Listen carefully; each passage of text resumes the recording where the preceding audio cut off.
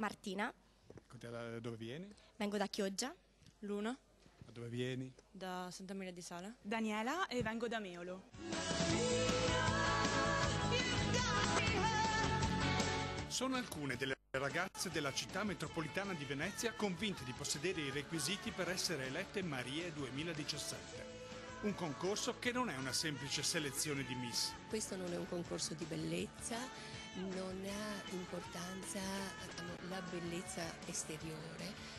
Devono essere solari, devono sorridere, devono amare questa festa che è anche bellissima e se la ricorderanno per tutta la vita. Entrare in piazza San Marco portata dai gondolieri in spalla è stata un'emozione enorme, una cosa mai sentita prima e niente, mi ha fatto emozionare, tanto che ho trattenuto le lacrime perché ho detto basta lacrime, è meglio sorridere e sentire tutto dentro.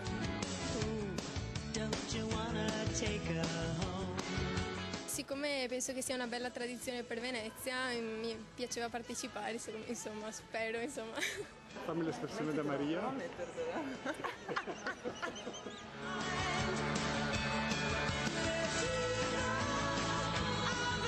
Venezia è la città dell'amore, dello sfarzo, però dell'eleganza, della raffinatezza, per cui secondo me rispetto ad un'altra Miss proprio sono questi i valori e diciamo che deve rappresentare la ragazza che diventerà Maria.